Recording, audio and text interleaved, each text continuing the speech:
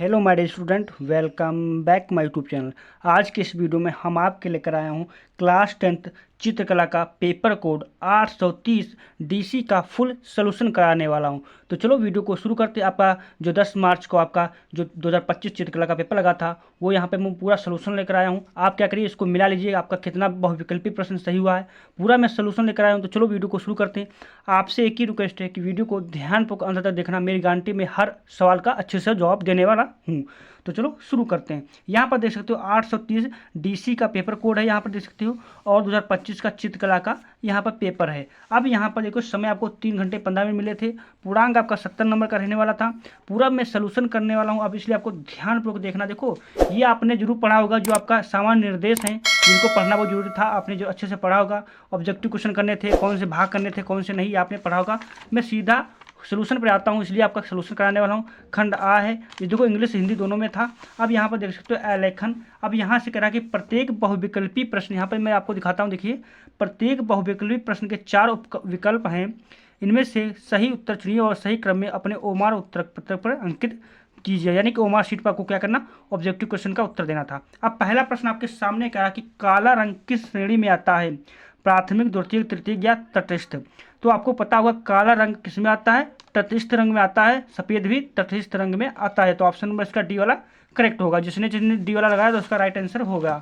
अगला मैं बढ़ता हूँ प्रश्न संख्या, अगला की बढ़ता हूँ प्रश्न का दूसरा आपके सामने कह रहा कि सफेद रंग में लाल रंग मिलाने से कौन सा रंग बनेगा, गुलाबी, बैंगनी, नारंगी या काला। तो सफेद रंग में लाल रंग मिलाने से कौन सा रंग बनेगा, गुलाबी बनेगा। ऑप्शन नंबर ए वाला ही राइट हो जाएगा। प्रश्न संख्या तीसरा बढ़ता हूँ, निम्नलिखित में तटस्थ रंग कौन है, नीला, सफेद, हरा, लाल। तो तटस्थ रंग कौन सा है, काला और सफेद, यानी कि ऑप्शन नंबर ए बी वाला राइट हो जाएगा। प्रश्न संख्या अगला बढ़ता हूँ। प्रश्न संख्या अगला क्या कि इंद्रधनुष रंग में क्रम में प्रथम रंग कौन सा है, यानी जो इंद्रधनुष है उसमें जो प्रथम रंग कौन सा आएगा, विवगोर यानी कि वायलेट। ऑप्शन नंबर बी ए वाला करेक्ट होगा, बैंगनी रंग आता है।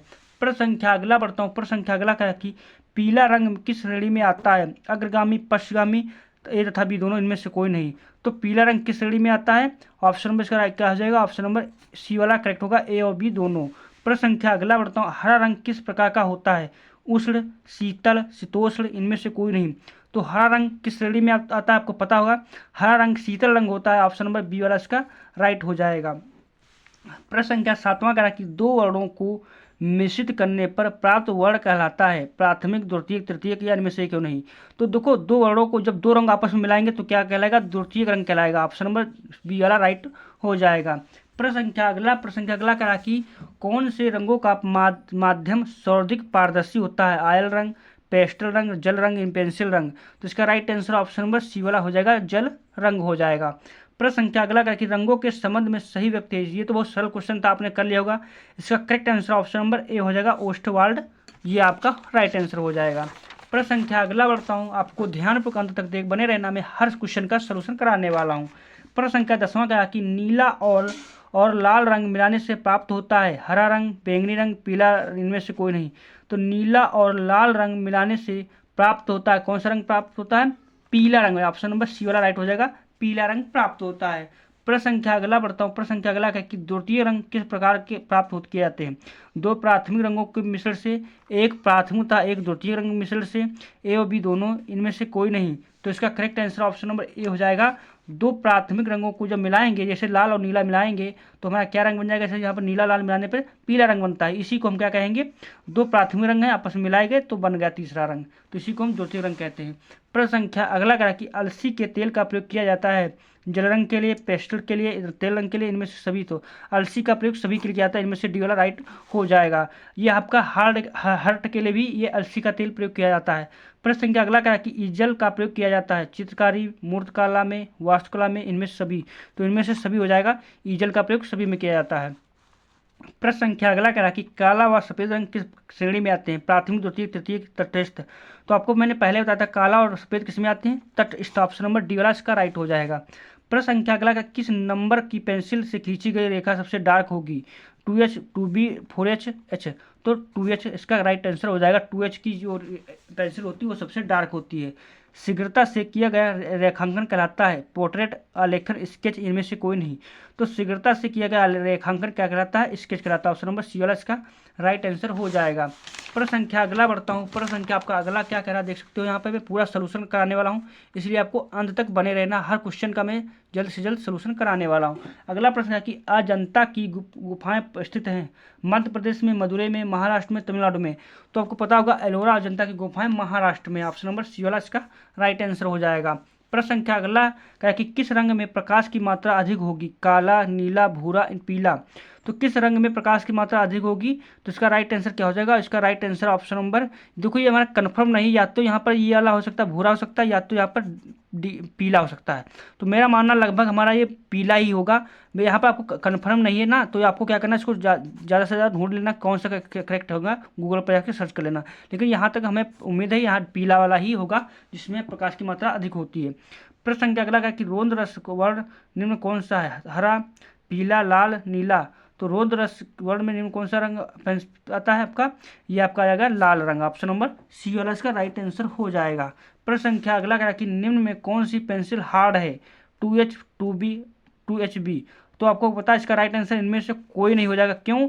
क्योंकि पेंसिल जो हार्ड होती है 4H से स्टार्ट होती है। 4H, 5H, 6H, ये हमारी क्या होती है 7H, इस प्रकार से चली जाती है। जो जितनी भी 4 से ऊपर होंगी वो हमारी क्या होती हैं? हार्ड होती हैं। तो इसका राइट आंसर इनमें से कोई नहीं हो जाएगा। अब यहाँ से आपका खंड देखो, अथवा का 2 में से एक करना था।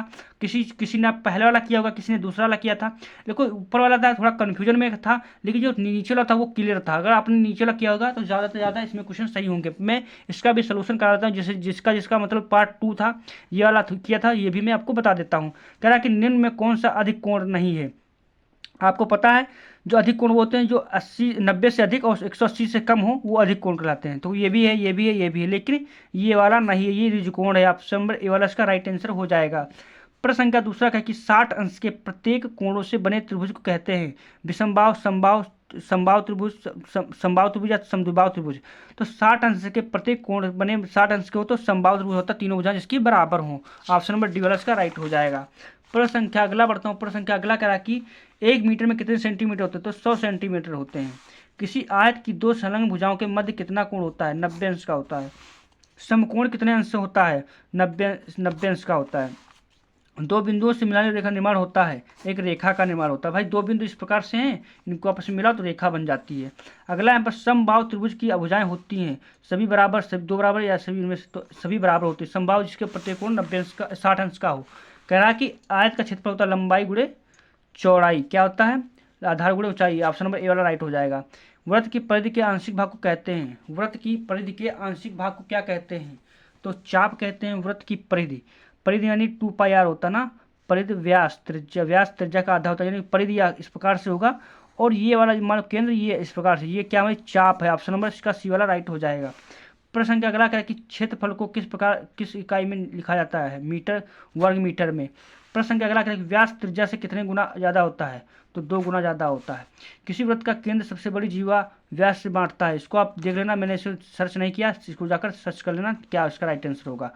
किसी वृत्त का केंद्र कोण होता है, किसी वृत्त का केंद्र पर कोण होता है 360 अंश का होता है के वृत्त का। अगला प्रश्न की ओर बढ़ता हूँ। अगला प्रश्न आपका पूरा सोल्यूशन लेकर आया हूँ, इसलिए लास्ट तक बने रहना। और चैनल पहली बार तो सब्सक्राइब जरूर कर लेना। 4 रेखाओं से घिरी आकृति कहलाती है वर्ग, आयत, चतुर्भुज, इनमें से सभी।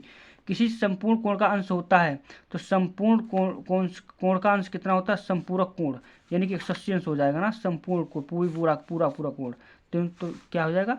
180।